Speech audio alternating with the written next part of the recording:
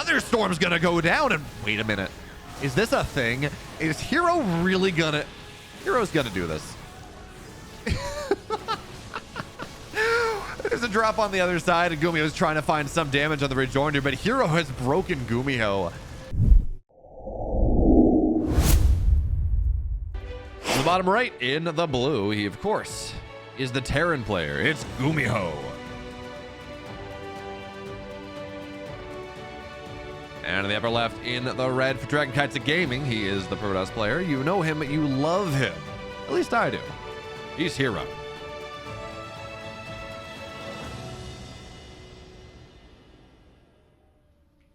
Recently resigned to his contract with Dragon Kites of Gaming for another year, which actually is kind of big news in and of itself. And because that means that he's not going to be a target for any of the teams that, well, he might be a target, but he's an inaccessible target for anyone who is looking to go and play and or looking to sign a really good player for EWC. Because again, that's not really, it's not a target anymore. Which is, I think it's going to be interesting because we've seen a lot of players. This SCV gets pretty dang low. herO's going to look for like another drive-by or two, and 2 more shots kill it off. But a little bit too scared. It's important to point out because one of the things that has been happening is that we see EWC signing not EWC. We see teams signing individual players. Cloud9 signs Gumiho. Na'Vi signs Spirit, which is awesome, by the way. I'm not complaining about this. Talon signs Dark. R8 signs Kellis. Like, you get the point. But what that means is that is tearing some teams apart. This probe is now dead. Dragon Kites of Gaming's lost Dark. Maturino is totally defunct now, so I think that's a different story. But we're seeing the situation where some of these WTL teams are starting to fall apart a little bit because there's this big external money situation, a significant external money situation coming in and saying, hey, Starcraft player, we're going to pay you more than you've ever been paid because we stand to make $8 million or something crazy on the team challenge. So it's awesome for the players. It's awesome for the scene's kind of stability, or for players to be able to make a living wage, which again, I'm never going to complain about. But it does make it hard for WTL to continue. And they're already talking about changing some rules so they can have like mercenary teams getting set up, things like that. But the point is that it looks like DKZ has at least been able to maintain some of their team, which again is nice because DKZ, life is better with DKZ as a powerhouse, because otherwise like no one's beating Vitality on side, right? Because Vitality signs an entire team, not just a singular player, as this Adept will go down to these Reapers and Hellions early on. Very nice there, herO, or very nice there, Gumiho, excuse me. Now, second Adept thinks about shading across, but thinks better of it. Now, herO getting himself set up to hold the high ground, but not the right high ground. So they're going to look to shade across, but there are 3 Reapers, 2 Hellions. Now, herO has a wall set up in time. He's got a probe right there, and that is going to set this wall up. But this is 3 Reapers, 2 Hellions, and herO cancels it immediately because he doesn't have the damage to keep it alive. Now, there's Oracle here. Absolutely, there's an Oracle here, but it does not kill things quickly enough. 6 dead, 7 dead probes, 8 dead probes even. Oracle running out of energy does kill everything. But it's 8 dead probes. And these Adepts on the other side, what are they going to do? They've denied the natural. Yeah. They've killed off 2 SCVs. Okay.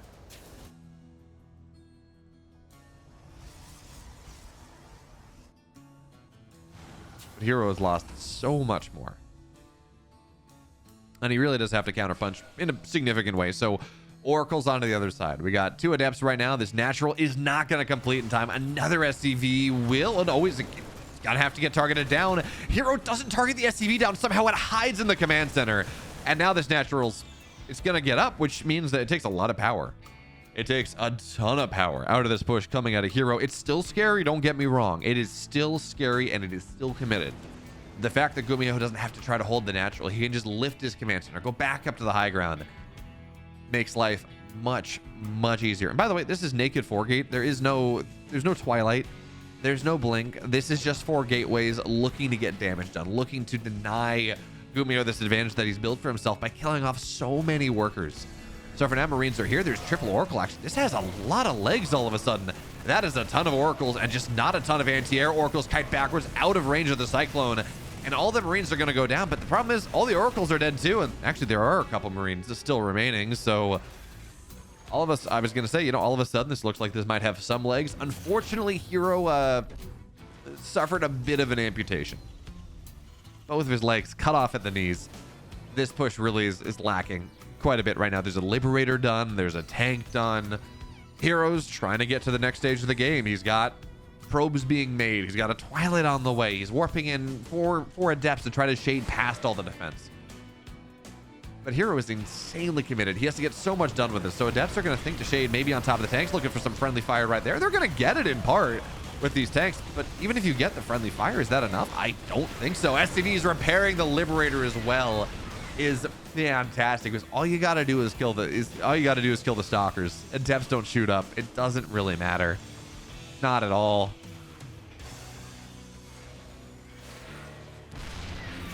More Adepts are going to try to shade in, but again, with these two tanks here, maybe friendly fire. No, it's not going to happen. So here's, again, committing to this. In fact, he's not going for Blink. He's got Glaive Adepts on the way. He's just committed. This is a 7-gate Glaive Adept all-in coming out of herO in a PvT. I mean, we all know he's in a really rough spot. I don't need to say that. I don't need to keep saying that. But going 7-gate Glaives, Archons as well. I guess he's going to get an Archon or two just to tank a couple of shots. This is what, and technically Archons shoot up too. This is wild coming out of herO.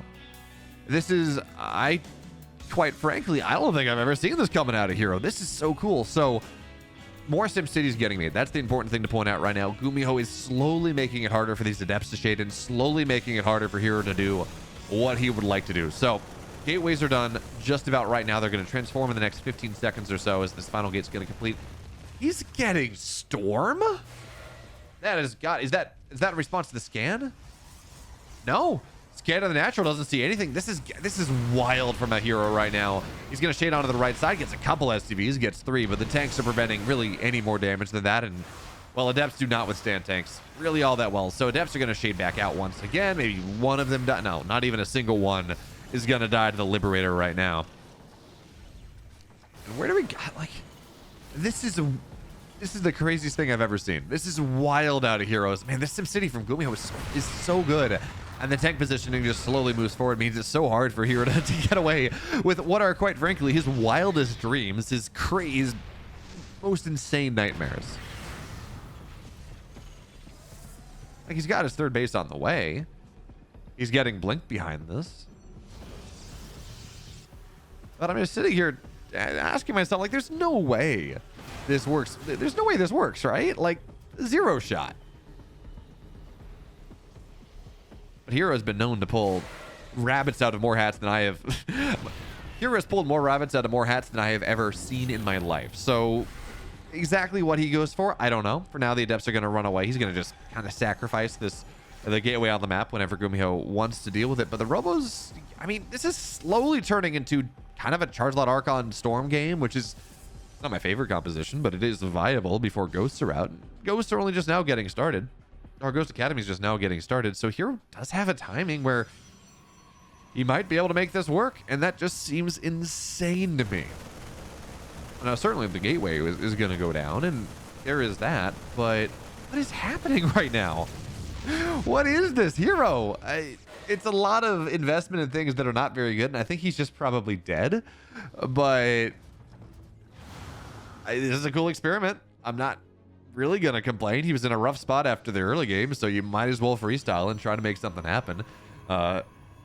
These Stalkers are here, so the Raven is gonna drop its auto turrets, and actually that does kill Stalkers, so you do have to be pretty careful. Shield battery overcharge is gonna get popped, and that should keep most things alive. Now, it doesn't mean the shield battery falls, but that is gonna be a good majority of the damage from this Raven, so really is gonna be fine. Now, Stalker falls, but the Liberator doesn't get much more than that, so the harass doesn't work out all that well. herO sitting here on 6 storms. Actually, maybe even more than that. What's 8 storms, maybe? He's got a lot of storms. He doesn't really have a Warp Prism with this just yet. I know there's a Warp Prism on the map as the Adepts are thinking about shading forward. He's going to look for the friendly fire. Tries to dive on top. Looks for the to soak the tank shots. EMPs on all the storms, or at least some of them. One storm is going to land. Second one as well. The tanks are going to start to go down here. Feedback's on the medevacs as well. Another storm's going to go down. And wait a minute. Is this a thing? Is herO really gonna... herO's gonna do this. There's a drop on the other side, and Gumiho's trying to find some damage on the rejoinder, but herO has broken Gumiho. And I think herO just goes and kills him at this point, and then... Okay, I was going to say I think he kills him in the recalls, but instead he's just going to recall and try to make something happen. Stalkers have to blink after this. Their blink is done. And it's 22 dead workers. Now, there's still an Archon. There's still a high tempo. You don't want to lose those. And somehow Gumiho gets out with his army. Whatever, a couple Marines. Okay, so, yeah, Charge is going to get depowered. I think herO's in a good spot now. Okay, let's take a look at what we lost, all right? 21 dead probes, 31 dead SCVs. herO killed a ton of the army as well. Resources lost is not in herO's favor, but again, he lost a lot of Adepts. I think if Gumiho doesn't have that drop, he just wins the game. Oh, he cannot get the meta back. I think if Gumiho doesn't have the drop across the map, I think he just loses the game. But instead, it goes on a little bit because he got counter damage done. And, you know, you might say, well, maybe herO doesn't make the push happen if the drop's not on the other side, which, I mean, fair, but... I guess that was 2 medevacs worth. That is 20 supply. Maybe you can't break. I don't know. The +1's done. Armor on the way. Charge just about complete. Colossus finally getting added in. And there's a Raven, but it doesn't really have a lot of energy. And we don't have Interference Matrix anyways. So herO, he's on 3 bases. Gumiho's on 4. It's still not good for herO. He holds on, and you know, he does tremendous damage, but the economy of Gumiho is starting to go pretty good once again. But herO's getting ready to attack for a second time. Now, there's Observer right now, runs right into a Raven, which is not really what you want, but herO's on the high ground. He's trying to bait things out a little bit. Zealot's looking to run down. EMP's blanket things. Storms are not nearly as good this time. There's still a couple more right there, and that one is going to be much stronger. The problem is herO's taking the fight before the Colossus are here. More storms are going to get dropped down on the army, but it's only one of the 2 that were there, and herO is dead. Is I think the way to talk about that. I think herO is mostly is 85 to 95% dead. He had a Colossus on the map. It was just not with the army. So when you don't have the Colossus, it does not fight for you. But shout out to herO for making me believe that after how horrible the start that was, he still had a 5% shot in this game. Oh, what a wild game 1. What a fantastic game 1. His feedback's on the Ghost, but there's still Ghosts there. They can still EMP things. And Gumiho's going to run right over this army. There's an overcharge. It's going to get targeted down, and there is nothing that keeps these Colossus alive. I mean, Zealots are going to charge on top. They have 1-1, but the army supplies are just... It is too bad. Gumiho takes game 1. And I'm not being fair to herO. He lost like 9 probes, 8 probes from the initial harass, and that is pretty dang rough. But by the way, as we sit here in this game number 2, if you like what I do and you want to see more Stormgate content, more Starcraft content, you should sub to the YouTube channel, because pretty much every day I try. I'm not always successful, but most days you're going to get a Stormgate cast, you're going to get a Starcraft cast, you're going to get something like that. I'm trying to alternate, as long as the Stormgate open beta is happening, I'm trying to do like Monday, Wednesday, Friday Stormgate, Tuesday, Thursday, Saturday Starcraft, Sunday, whatever it is. We'll see if that works out. The YouTube algorithm might say, yeah, absolutely not. These are 2 very different audiences, and you should make 2 channels. So we're going to see. But anyway, that's the goal for right now. And also follow me on Twitch, because I stream all of this live for the most part. Sometimes I have to get a video up, and I don't stream it live ahead of time, but generally I stream this live in living color. So you should go follow my Twitch if you have not already, and sub to the YouTube, because I stream there as well.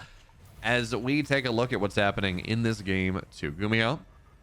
It's an expand build. It's a... Did he build a Reaper? No, it's a Marine expand. Okay. Marine expand on the high ground, because you just got to be careful. herO is very obnoxious with how he goes with his Adepts and things. You got to be somewhat careful there. So herO is not going to take the same amount of damage that he did in game number 1 from early aggression. At least not the early aggression we saw in game 1. 3 Reapers, 2 Hellions diving into a base is not... It's not going to happen, because there are no Reapers being made. So that's a thing. But a Hellion drop is certainly still on the table. And by opening Marine first like this, first of all, you get a lot of Marines, because you get the first Marine, and then you get a reactor very quickly, and you start to build Marines 2 at a time. But the other thing that it means is that by spending less gas, by not getting the Reaper, you get into your tech just slightly faster, which can open up more aggressive Widowmine drops, can open up Hellion pressure, or can open up Hellions drops, can open up Cyclones. It can open up a ton of things. And in the context of this game, it looks like we're going to get to see some Cyclones on the map against herO's Phoenix opener. Or more specifically, he's Phoenix Colossus opener, because there's a Robo on the way. And that shouldn't be too surprising. Maybe it is because it's herO, and herO is not someone I think of when I think of Phoenix Colossus. Ooh, the Adepts almost kill it, but instead they're just going to be stuck on the high ground. So the Hellion dives in anyways. It's going to get lifted, but that is a reveal of the fact that there's a Phoenix on the map. So yeah, the Hellion's dead. It doesn't get any damage, but still a little bit awkward. But on this map, it shouldn't really surprise anyone that we see Phoenix Colossus. It's a pretty good map for it, right? There's a decent amount of dead airspace on the north side that a Terran may want to abuse, so you're going to get Phoenix for that one. There's a high ground that you can really hold, which increases the power of the Colossus significantly. It's a long rush distance, so you can kind of get your units out just a little bit faster. In general, it's a pretty solid Phoenix Colossus map. And for now, we're going to see this first drop of these, what is this, 6 Marines, 7 Marines trying to delay a third base. But again, because this is Phoenix Colossus, your third base doesn't start until nearly 5 minutes. You're okay with playing on 4 bases for the most part, just kind of sitting there and playing and reacting and macroing up and going from there. So it's kind of fine. And just the simple fact is that herO is delaying this. What the hero's going for this build has kind of invalidated this idea out of Gumiho. Now Phoenix are going to try to get on top of this medevac. Marines are going to unload, and this means a couple Marines will fall down. But good news for Gumiho, it's Marines that are dead. It's not the medevacs that are going to fall down. And now this push coming out of Gumiho is scary. This is right before the timing out of herO, but he's going to try to commit to it anyways with the Immortal, with the units. This feels like a bluff. I do not like this out of herO whatsoever. He's going to commit once again. And yeah, Cyclones are going to fall down, but herO, he's going to have to take the fight right now because otherwise he loses everything. One Cyclone will fall down. The second Phoenix should fall as well. And this continuous rally coming out of Gumiho, the power out of the army of herO has been vastly diminished by losing those 2 Phoenix. It really, you want to keep the Phoenix alive. I know that might seem obvious, but it is a significant portion of the entire reason you're going for this build. The Phoenix denies so much harassment from the Terran player. So Cyclone cuts away, another Cyclone will fall, but it gets a Stalker for its troubles. And now, well, this is going to get a little awkward. Gumiho's got to drop on the right side somewhere. The Stalker's actually, wait, did the drop die? Yeah, never mind. I'm sorry. The drop died. So everything I'm talking about Gumiho having a drop on the right side, we got double prong action. I missed the drop dying. I didn't see the corpses on the ground. So herO's actually in a pretty solid spot. I talked about losing the Phoenix and that not feeling very good, but herO's identified that, wait a minute, I just killed all your army. Gumiho, you have nothing. You have these Ravens that are not going to be all that great. The bunker's dead and immediately dies because, well, there's an Immortal and a bunch of Stalkers. We're going to see Ravens take damage as well. There's a tank that's going to look to siege up on the high ground maybe, but it's Immortals and Stalkers. And now there's a Colossus as well. There should be a lift on this unit, but apparently it doesn't even matter. The Ravens are still here, but herO, someone talked about herO freestyling, and this is absolutely a freestyle. herO ties us up. We're going to game 3. And that was a really good identification from herO that he could win the game right then. That's the important thing to point out. herO had killed 2 Cyclones. He'd killed a drop that had 7 Marines inside of it. He killed the Viking. He'd killed a ton of stuff because this was a Gumiho that was trying to be aggressive, was trying to punish this Phoenix opener. And because of that, Gumiho had approximately 2 Ravens and like 3 Marines and a tank on the way. And hero's like, wait a minute, I could macro up and do all these things, but I think I can poke you. And herO's relentless killer's instinct, which sometimes wins some games and sometimes loses him games, very much won him that game number 2. He just identified the timing that Gumiho didn't have a lot on the map. And, you know, look, if he had hit 15 seconds later, Gumiho probably holds. He's got a tank out. He's going to have it sieged up. He's going to have the Ravens with more energy. He's going to have another round of Marines, or, you know, maybe, depending on how slow that was, maybe even 2. He's going to have more stuff. Like, Gumiho probably holds, but herO, like, runs across the map immediately and realizes, yeah, you know, I can kill him right now.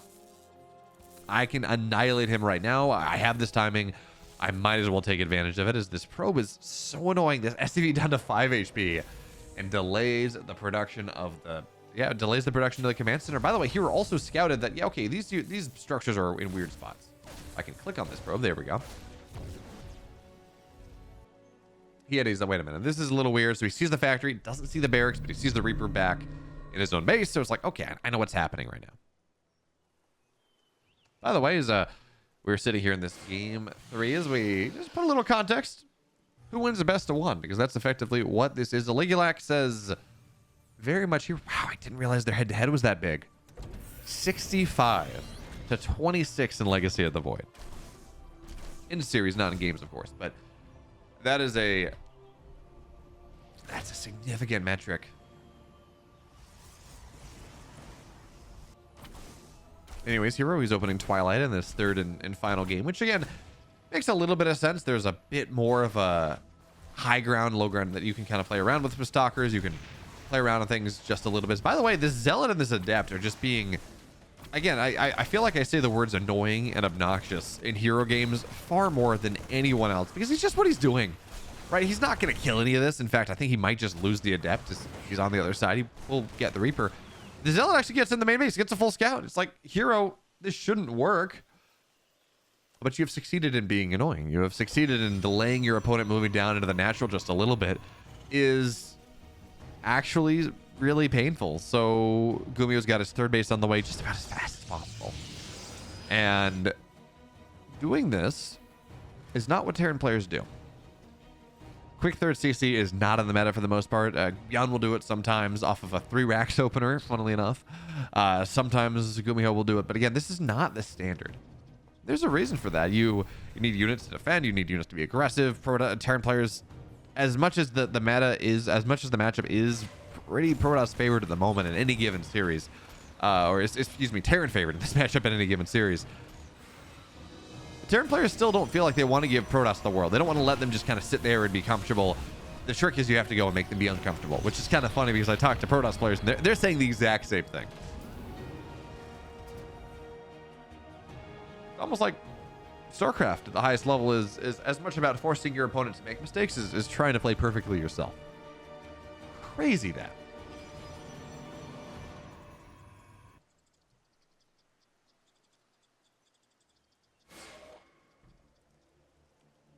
But anyway, Stalkers are now running across the map. We're looking at 3 gates from herO, not 4. And man, I would have loved a 4 gate out of herO in this game.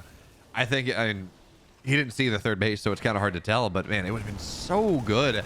He might understand what's happening with the bunkers here as well. So he just blinks past both bunkers and says, that's fine. I'm going to camp out in your natural. Have fun. And by the way, scouting the main base as well. Adept shades in to see. It's not the third base. Okay, so herO is extremely aware of what he's dealing with right now. He's doing heavy damage to this command center. Now, one Stalker is going to fall in. Again, that's a pretty significant mistake. You're trying to maximize your value. Stalkers get on top of the tank here. It will go down, but at the cost of 2 more Stalkers. Now, there really is nowhere to blink here that Gumiho's not going to kill these Stalkers, so they're going to kite into the main base, but they're 2-shotting SCVs, not 1-shotting them. The damage is not quite there as Gumiho tries to close this out, and herO, he may get these Stalkers out. Oh, no, he's not going to get them out. No way does he get these Stalkers out. There's no... Well, he gets 1 out. Okay. But from a task force of what was initially 7, that does not feel really good at all. So now we're going to see Stalkers in the natural once again. But Gumiho, as long as he doesn't take too much damage out of this, is quite honestly just in such a good spot. Oh, Warp Prism's going to go down as well. So herO, he finds some way to get 1 of these or 2 of these Stalkers out, all 3 of them out. But man, herO hit his timing perfectly in game 2. Game 1, he almost made the most insane comeback. And in game 3, he's just in a horrible spot. Look at what's been lost. A tank, sure. 4 Marines, sure. Cyclones, okay. 6 dead Stalkers. A Warp Prism. And this is a Gumiho that's 3-base Terran. He really committed to the economic thing, which all that means is, yeah, Gumiho's in a pretty solid spot. Now, his eBay was heinously delayed. In fact, he remade them. It doesn't have 1-1 on the way just yet. But his eBays were delayed just a little bit, forced to cancel on one of those. Now 1-1's on the way. But if herO doesn't kill Gumiho in like the next 2 minutes,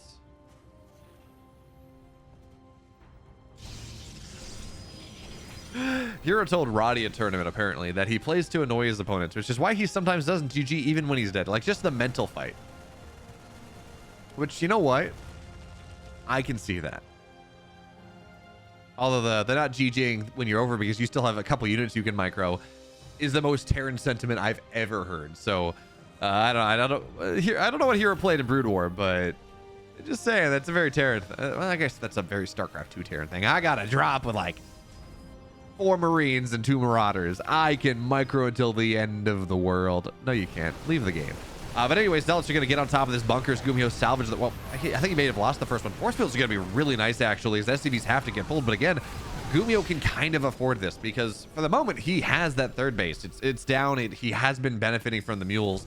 But herO does have a 4th base. He is at the gold base. That does put a timer on this for just a little bit. But the whole position micro on these SCVs is beautiful. And still 10 SCVs go down, but herO loses so much of this army. There's another War Prism. It's going to get some of these units out.